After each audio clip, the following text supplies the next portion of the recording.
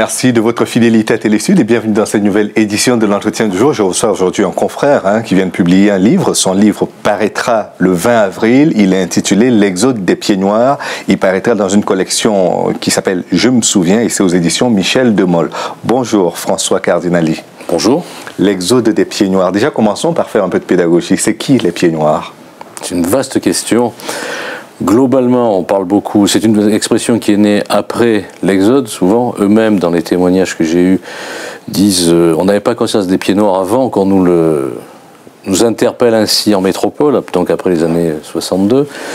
C'est en gros les populations issues des pays limitrophes méditerranéens qui étaient partis pour des raisons financières, pauvreté, etc., d'Italie, de France, d'Espagne, qui avaient fait souche, ou bien avant d'ailleurs, je pense à l'exil des Juifs, mais là on était au Moyen-Âge, qui avaient été partis chassés par Isabelle la catholique, qui se sont installés dans cette Algérie. C'est un peu ce groupe de population, et qui est en grande partie rentré après 62. D'accord. D'où le livre. D'accord. Pourquoi oui, c'est vrai que le livre couvre une période qui va de 1962 à 2012.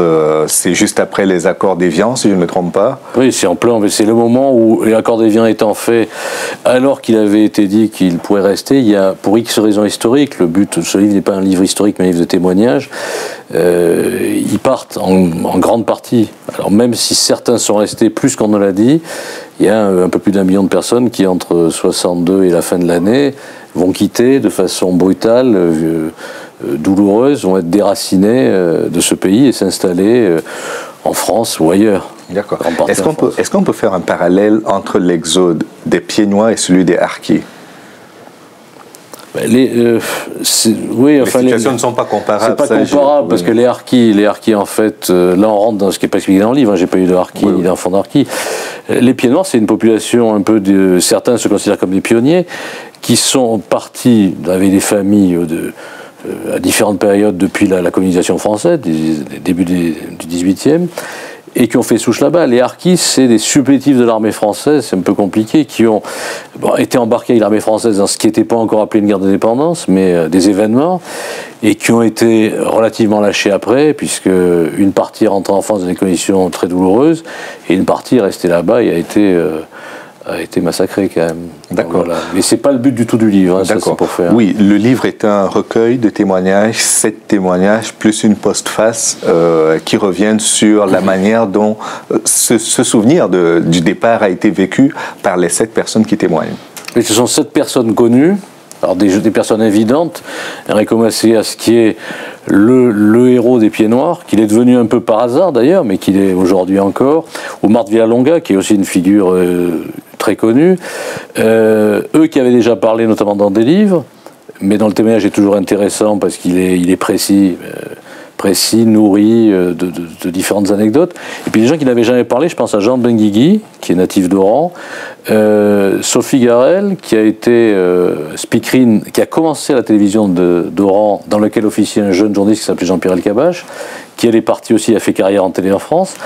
Éric Julie, qui a été l'ex-patron de l'AFP, l'ex-patron de France 2 entre autres, et qui a aujourd'hui une société de conseil en stratégie, qui est un personnage qu'on connaissait au niveau français, major de la promotion Manès France, mais qui n'avait jamais raconté ce départ ou Pierre Donesberg, qui est une figure du monde de la finance importante, peu connue, qui est directeur de ce consistoire, qui est important et qui lui a vécu une histoire très très particulière qu'il raconte et qui est très touchante dans le livre. Voilà. Donc l'intérêt, enfin moi ce que je voulais, c'est qu'il y ait un panorama le plus large possible de figures importantes, mais qui était alors anonyme d'ailleurs, parce qu'Enrico Macias était un petit instituteur, et voilà, il raconte une histoire sur la création d'une chanson qui va devenir un peu l'hymne des Pieds Noirs sur le bateau.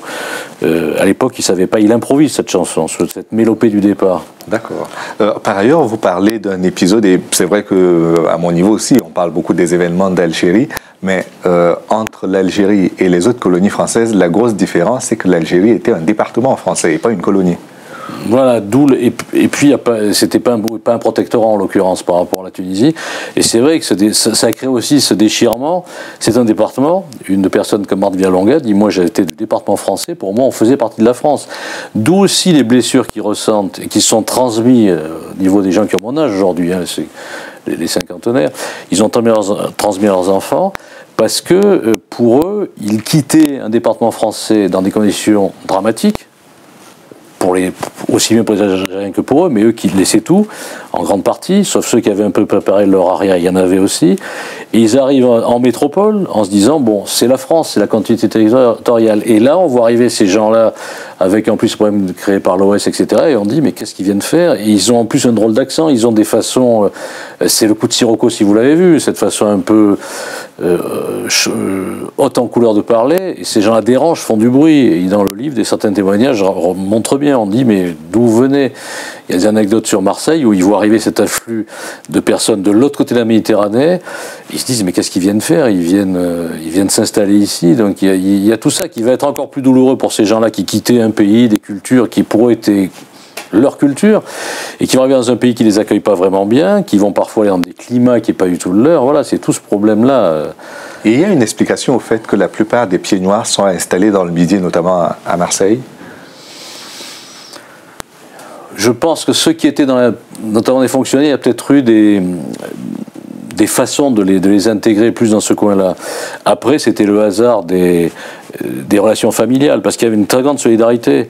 Si vous vous souvenez du coup de Sirocco, il y a une séquence où Roger Hanin, donc, qui a été chassé de sa petite boutique, il est marié à la personne incarnée par Marthe Villalonga, justement. Et elle lui dit, mais pourquoi on va monter à Paris? On va avoir la pluie, il fait froid. Là, il fait le soleil à Marseille, même s'il ne fait pas soleil à Marseille tout le temps. Bon, et il dit, non, mais là-bas, je sais plus, je crois que j'ai mon frère et on pourra refaire notre vie. Voilà, donc certains disent, ma famille aurait été dans le Nord, je serais allé dans le Nord, ou en Alsace. Certains auraient été d'origine alsacienne, qui avaient quitté, dans les années 35, il y a eu des grandes crises financières, donc ils avaient quitté à ce moment-là. Voilà. Vous dites souvent que, enfin j'ai lu dans l'un des témoignages, je ne sais plus à qui l'attribuer, mais qu'au début on les traitait souvent un peu comme on a traité un des agriculteurs au salon de l'agriculture, Castor Salpied-Noir. Pourquoi on les traitait ainsi? Pourquoi ce terme générique est venu les caractériser? Je crois parce que c'était des gens, d'abord il y a un afflux, on le vit, on pourrait faire des parallèles avec aujourd'hui, mais quand on voit arriver un afflux de personnes qui sont différentes, il y a ce côté, on se referme. Il y a aussi quelque chose qu'il ne faut pas oublier, c'est qu'au niveau des populations françaises, ils avaient vu des enfants appelés. Il y avait donc eu des souvenirs de guerre, il y avait des traumatismes qui sont restés, puisqu'il y a des soldats qui...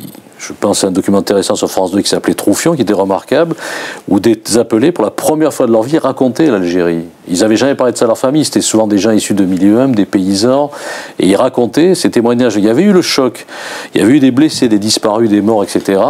C'était un peu une sale guerre. Donc, voir arriver ces gens en masse, remettait sur le devant de la scène cette blessure qui était pas quelque chose de très glorieux. On arrivait quand même quelques années après la perte de l'Indochine, qui avait été quand même une grande claque aussi. Donc, en plus, ces gens-là étaient des gens qui, par leur parler, c'est des gens de la Méditerranée, ils parlent fort, ils ont un argot à eux, donc c'est pas compréhensible.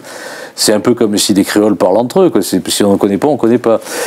Et ils ont aussi cette espèce de... Et ça, on le retrouve assez souvent chez ces gens qui ont vraiment une mentalité de pionnier, une espèce d'humour aussi face à... On rit au lieu de pleurer. Et ce qui fait que au début, ça a gêné. Et c'est vrai que plusieurs le disent, mais je crois que c'est Castel, que je n'ai pas eu, mais qui le dit dans ses souvenirs, était en première partie de Gilbert Bécaud avec son ex-épouse qui est décédée aujourd'hui, qui s'appelle Sahuquet. Ils faisaient des numéros de duettistes. Et eux se sont fait traiter de casse-toi à pied noir. Mais par ailleurs aussi, il y a la famille Fernandez qui a un énorme succès en France, y compris à Londres. Et certains ne veulent pas se laisser enfermer là-dedans, parce que c'est vrai que ce parler fleuri, ils vont tous essayer de le perdre. Marthe Villalonga le raconte, elle avait aucune honte, puisque ça avait été un personnage important pour elle, ça a duré 2 ans et demi de sa vie, mais après elle ne voulait pas rester cantonnée dans le rôle de la pied noire ou la maman juive de service, puisque c'était un peu englobé, voilà. D'accord. Par ailleurs, il y a une autre chose que je voulais vous demander, mais là on est en contexte électoral, c'est une présidentielle qui arrive dans quelques jours. Le vote pied noir est un vote qui compte également. De toute façon, je crois qu'aujourd'hui, tous les votes comptent, avec tout ce qu'on dit, l'afflux des sondages. Oui, c'est un vote qui compte, qu'on dit plutôt un vote conservateur, etc. Mais on peut faire clairement parler... à droite. Clairement à droite, et droite parfois plus que droite. Il se trouve que, je crois qu'il n'y a pas que ça, il y a aussi il y a une génération qui a passé la main. Alors je pense qu'il y a, chez les gens plus âgés, il y a des blessures qui ne se fermeront pas. C'est un peu la fin du livre, la postface. En fait, pour que l'histoire puisse être vue de façon un peu plus sereine, il va falloir que ces gens les plus haineux, et on peut aussi les comprendre. Après, et à qui en veulent-ils le plus? À l'administration française? À qui? Alors quand on lit, parce que là on sort largement du livre, oui. Non mais je préfère le dire, indéniablement, De Gaulle a été un repoussoir, je vous ai compris, qui en fait après, par réel politique, parce je crois qu'il a analysé une situation qui était plus tenable, s'en va. Bon voilà, on lui en a beaucoup voulu. Certains disent d'ailleurs dans le livre qu'en 69, quand De Gaulle part, c'est pour eux, ils fêtent le départ de Gaulle, qui pour eux les a trahis. Donc ça, effectivement, il y a on leur a menti. Mais parmi certains témoignages aussi, ils se sont sentis pris en otage de l'OS à certains moments. Même si l'OS a eu une certaine aura dans le contexte comme ça de guerre, d'explosion, etc. Donc je crois qu'ils se sont sentis lâchés, blessés, d'où ce côté communautariste, qui date pas d'aujourd'hui malheureusement en France, le fait de se regrouper, de cultiver les souvenirs. Si vous allez sur Internet, il y a une pléthore de sites d'anciens de Pieds Noirs. Vous avez et puis en plus c'est très ciblé, ça va être, on pourrait parler de Daniel Saint-Amand, mais il est originaire de Mascara, qui est à côté de Constantine. Il y a un site consacré à l'actualité de Mascara. Et c'est assez intéressant parce qu'on se rend compte que, je crois que c'est un journal, je ne sais plus quel journal algérien, pardonnez-moi, le site est regardé, ce qu'ils produisent tous les jours, est regardé par des Pieds Noirs de France qui restent au contact. Donc il y a un retour quand même de certains aujourd'hui, ceux qui sont encore valides. Et c'est un retour qui n'est pas dénué et on pourra parler de Daniel Saint-Amand si vous voulez, mais d'émotion aussi. D'accord. Il y a une séquence tout aussi émotive, hein, en 1998, quand la France est championne du monde, on parle de cette fameuse France black, blanc, beurre, avec des enfants qui auraient pu être des Pieds Noirs, notamment Zidane. Oui, Zidane était, lui, d'origine, je me souviens de Kabyle, effectivement, donc lui, c'est des gens de la population, mais bien sûr qu'il peut y avoir ça. Et c'est vrai aussi qu'ils ont investi, et certains des témoins que j'ai sont là, les arts, il y en a beaucoup de gens. Il y a, je crois, réellement, de par la difficulté qu'ils ont eu aussi à vivre dans ce pays qui n'était pas un pays, pour les agriculteurs, il fallait le cultiver, il fallait faire des tas de choses, en dehors des grands groupes qui ont fait beaucoup d'argent, qui eux faisaient suer le burnous. Il y a eu des gens qui sont partis c'était un peu un Far West pour eux, ils allaient, avec une inconscience aussi de la situation qu'on réservait aux musulmans, mais là il faudrait revenir sur l'histoire complète. C'est un peu comme le décret Crémieux, par exemple, de 1930, a sans doute poussé la crise qu'il y a eu avec les Juifs, par exemple. Merci beaucoup François Cardinali. Je rappelle que votre livre, L'Exode des Pieds Noirs, paraît le 20 avril et qu'il paraîtra aux éditions Michel de Mol dans la collection Je me souviens. Merci d'être venu. Merci beaucoup à vous. Et merci à vous d'avoir suivi cette émission jusqu'à son terme. Rendez-vous demain pour une autre édition de l'Entretien du jour. À bientôt.